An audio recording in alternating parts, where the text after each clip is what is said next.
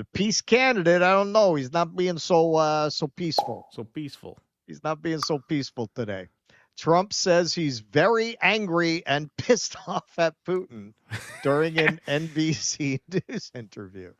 President Donald Trump said he was very angry and pissed off when Russian President Vladimir Putin criticized the credibility of Ukrainian President Volodymyr Zelensky's leadership, adding that the comments were not going in the right location. Agency France Presse reported that Putin on Friday called for a transitional government to be put in place in Ukraine, which could effectively push out Zelensky. Quote, there will be a 25% tariff on oil and other products sold in the United States. Secondary tariffs, Trump said, saying the tariffs on Russia would come within a month without a ceasefire deal. Okay, so Biden already banned oil imports into the United States. So what he's talking about is tariffing countries that import Russian oil, which is also what he's talking about doing with Venezuela. Trump said Putin knows he is angry, but said he has a very good relationship with him, and the anger dissipates quickly if he does the right thing. That's true. Trump is really not one to hold a grudge. No, not at all. A few of the top importers of Russian oil products include China, Turkey, Brazil, and India, according to an analysis by the Center for Research on Energy and Clean Air. If Trump uses the same definition of secondary tariffs he used with Venezuela, they could be among the countries seeing impacts of secondary tariffs. Trump had made ending the war in Ukraine a top foreign policy promise on the campaign trail, leading to meetings among U.S., Ukrainian, and Russian officials in the first few months of his second term. Last week, Russia and Ukraine agreed on a partial and limited ceasefire that would allow safe navigation in the Black Sea and halt attacks on each other's energy facilities. Now, he also talked about bombing Iran. U.S. and Iranian officials are talking, Trump said. Apparently, he sent him a letter. However, Iranian President Mossad Pezeshkian rejected direct negotiations with the United States. I apologize to any Iranian friends for that pronunciation. With the United States over its nuclear program in a statement Sunday, Iran's first response to a letter Trump sent to its supreme leader. Okay, so for whatever reason, they did put out a full transcript of this interview. I guess it was not taped. It was only transcribed. But here she talks about some of what went on in that conversation. Second, is that the right one? Care less if they raise prices because hang on. Here we go. Sunday morning, President Trump is standing by his national security team as the fallout intensifies after top officials mistakenly shared attack plans for U.S. military strikes in Yemen on the Signal messaging app with a journalist. In an exclusive phone interview on Saturday, the president told me, quote, I don't fire people because of fake news and because of witch hunts. Mr. Trump said he still has confidence in Defense Secretary Pete Hegseth and National Security Advisor Mike Waltz. Just hours ago, President Trump called me to tell me he is, quote, pissed off with Russia's President Putin and threatened to impose secondary tariffs on Russia's oil. Quote, if Russia and I are unable to make a deal on stopping the bloodshed in Ukraine, and if I think it was Russia's fault, which it might not be, but if I think it was Russia's fault, I am going to put secondary tariffs on all oil coming out of Russia. Mr. Trump said 25% tariffs on Russian oil could happen any moment and told me he plans to speak with President Putin this week. The president told me, quote, I was very angry, pissed off when Putin started getting into Zelensky's credibility and started talking about new leadership in Ukraine. On Iran, the president said he's also considering secondary tariffs if Iran doesn't agree to a nuclear deal. Quote, if they don't make a deal, there will be bombing, and it will be bombing the likes of which they have never seen before. After markets tumbled on Friday and with consumer confidence falling, the president also told me he's not backing down on his tariff plans. What we're going to be doing is a 25% tariff on all cars that are not made in the United States. If they're made in the United States, there's absolutely no tariff. And the president telling me tariffs are, quote, absolutely permanent. And on fears of foreign automakers raising prices, quote, I couldn't care less if they raise prices because people are going to start buying American-made cars. And on his vow to annex Greenland, the president saying, quote, I never take military force off the table, but I think there's a good possibility that we could do it without military force. The White House is still on defense this weekend after the Atlanta. Okay, so then she gets into the uh, whiskey leaks. So on top of that, another part of this she didn't discuss there is Trump did not rule out the possibility of seeking a third term in the White House, which is prohibited by the Constitution under the 22nd Amendment. I'm not joking, Trump said when asked to clarify, but I'm not. It is far too early to think about it. When asked whether he has been presented with plans to allow him to seek a third term, Trump said, there are methods which you could do it. NBC News asked for a possible scenario in which Vice President J.D. Vance would run for office and then pass the role to Trump. Trump responded that that's one method, but there are others too, Trump added. Asked to share another method, Trump simply responded, No. no. No. Could you imagine making J.D. Vance run for president with the understanding publicly that he's going to resign and give Trump the presidency when he wins? Imagine what a Yeah, bitch you'd have to be to do that. I mean, that I think is just a troll. I think he would be like 83 Yeah. at that point. I wouldn't take that too seriously. As for the rest of it, pretty terrifying. If you remember, Wesley Clark laid out that list of 7 countries Yeah. that they had.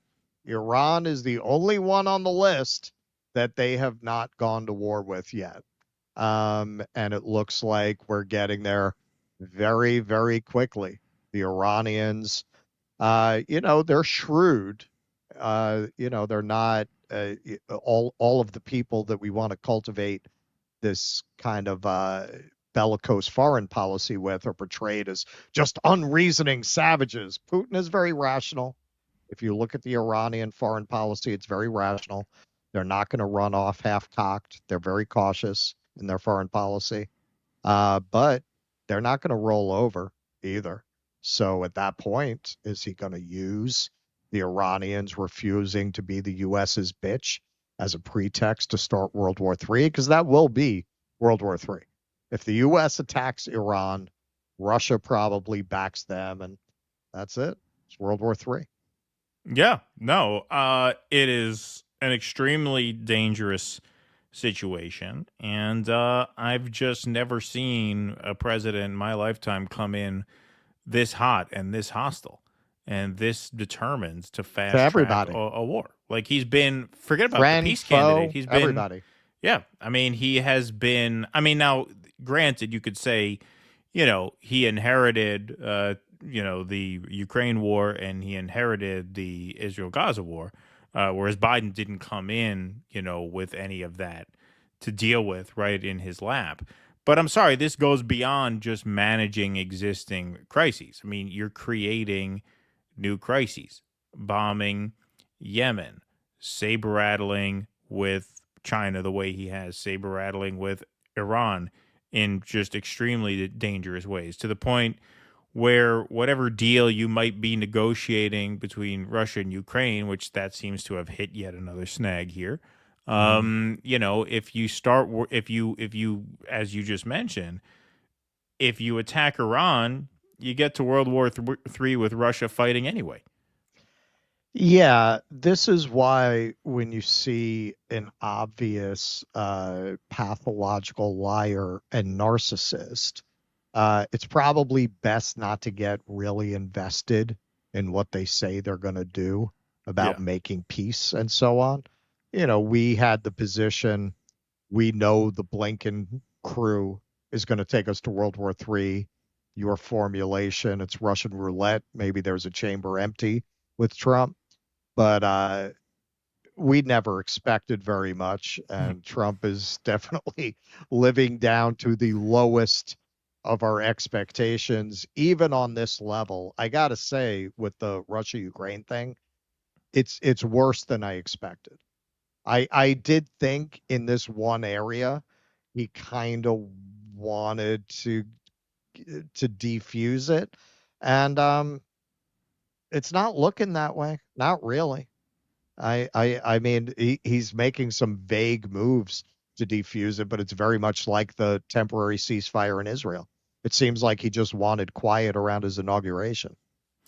Yeah, and it seems like, he's limited into as to what he can do, especially if Europe is willing to pick up the slack. Like, it's one thing to Right. say we're not There's going to that fund too. this. Right. It's another thing to actually negotiate a peace, right? Right. It's one thing to say we're not going to be involved. Well, okay, we're not going to be involved. That's great, but if Europe can keep the conflict going for however many more months or however many more years, I'm not sure if that's possible. But the point is, however long they can extend it is the length of time during which there is a very real risk of this becoming a world war. And Right. so, if you can't negotiate a peace, then you can't end the war. And it doesn't seem like he is equipped to do that. He doesn't really seem to have what it takes to do that. It was cathartic to see him browbeat Zelensky, Hmm. there in the Oval Office. But beyond that, I mean, what steps have really been taken to wrap this up? And it's not easy. It's not easy. You actually have to negotiate a peace with all sides, which means, again, the constant hostility towards everyone in our circle is just not helpful in that respect. I mean, we can celebrate Europe. I mean, if you might think it's good for Europe to sort of like detach itself from the US, you may think, hey, we don't want to be entwined in these alliances to the extent that we have because, you know, NATO and to the extent that the US drives that has been a warmongering force. Okay, that's all well and good. But if you can't negotiate a peace, Europe can start World War III just as easily as we can.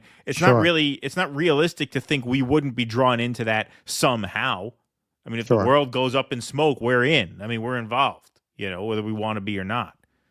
Well, they're trying to have a foreign policy of all stick, no carrot.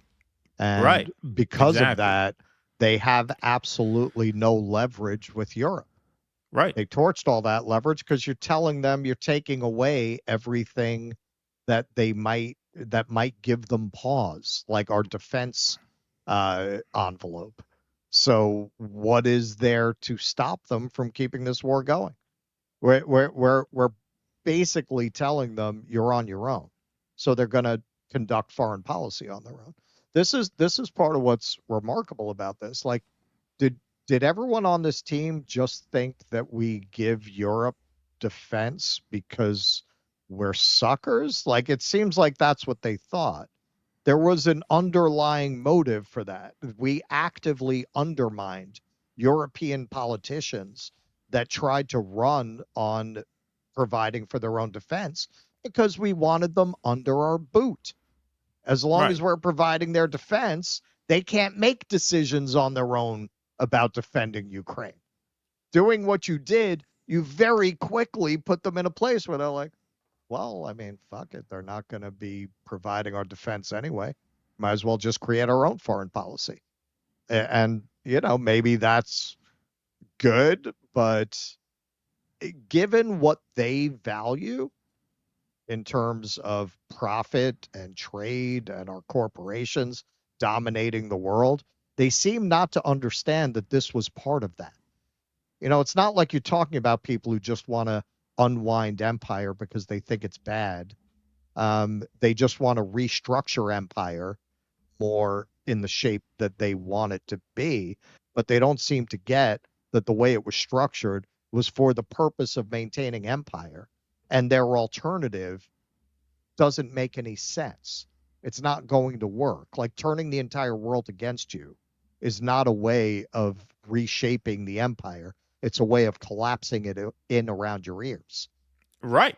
and the way this is going, this could happen more violently than non-violently. This doesn't sound like bringing it in for a soft landing to me. Right. And this is why I asked the question either last show or last couple of shows.